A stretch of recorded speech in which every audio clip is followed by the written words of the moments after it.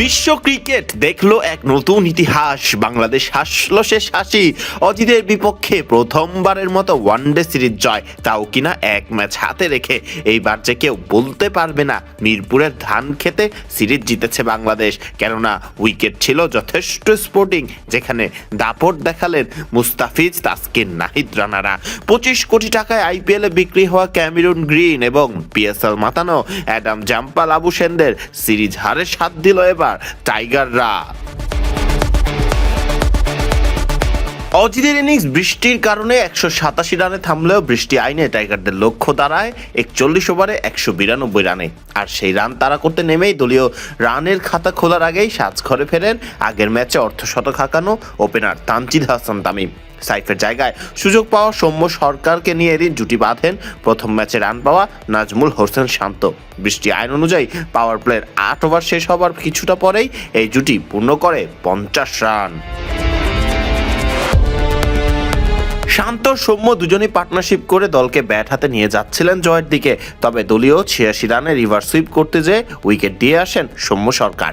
বহুদিন পর দলে ফেরা সৌম্য এদিন এগোচ্ছিলেন নিজের অর্ধশতকের দিকে, তবে সৌম্য থামেন এদিন ব্যক্তিগত 42 রানেই। সৌম্যর মতোই 50-র কাছাকাছি যেয়েও ব্যক্তিগত 41 রান এবং দলীয় 98 রানে সাজঘরে ফেরেন ফর্মে থাকা টাইগার ব্যাটার নাজমুল হোসেন শান্ত।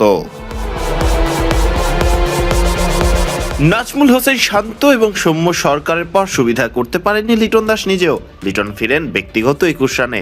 অন্যদিকে আগের ম্যাচে রান পাওয়া মোসাদ্দেক হোসেন সৈকতও ফিরেন ব্যক্তিগত 14 রানে। তবে ততক্ষণে টাইগারদের ম্যাচ জিততে লাগে মাত্র 48 রান, তাও আবার হাতে আছে 84 বল।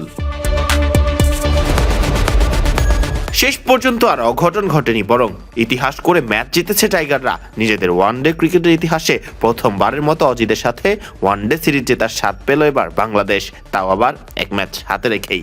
14 জুন সিরিজের তৃতীয় ম্যাচে টাইগাররা জয় পেলে প্রথমবারের মতো অজিদের হোয়াইট ওয়াশ করার স্বাদটিও পেয়ে যাবে টাইগাররা। এর আগে ম্যাচের শুরুটা দারুণ করেছিল টাইগাররা। পেসারদের কল্যাণে অজিদের রানের খাতা খোলার আগেই সাজঘরে যেতে হয়েছে 3 অজি ব্যাটারকে। মুস্তাফিজুর রহমান, তাসকিন আহমেদ এবং তানভীর ইসলামের বোলিংয়ের সামনে অসহায় হয়ে পড়ে অজিরা। 100 রানের আগেই হারায় নিজেদের 6 ব্যাটারকে। তবে এরপর অস্ট্রেলিয়ার হয়ে হাল ধরেন লাবুশেন এবং বার্টলেট। দুজনে মিলে জুটি বেঁধে ফেলেন 100-এরও বেশি রানের। ফলে কিছুটা পুঁজি পায় অজিরা, যদিও পরবর্তীতে এই জুটি ভাঙেন তাসকিন আহমেদ। শেষ দিকে তাসকিনের জোড়া আঘাতে ফের আরেকবার বিপদে পড়ে যায় অস্ট্রেলিয়া। 187 রানে 8 উইকেট হারিয়ে যখন অল আউটের দ্বারপ্রান্তে অজিরা, তখনই মিরপুরে হানা দেয় বৃষ্টি। টাইগারদের হয়ে এদিন 3টি করে উইকেট পান তাসকিন আহমেদ এবং কাটার মাস্টার মুস্তাফিজুর রহমান। 2টি উইকেট শিকার করেন তানভীর ইসলাম। এদিনও 6 ওভার বল করে অবশ্য কোনো উইকেটে দেখা পাননি টাইগারদের ওয়ানডে অধিনায়ক মেহেদী হাসান মিরাজ। ফরদিন রহমান সকাল, বিডি ক্রিক টাইম।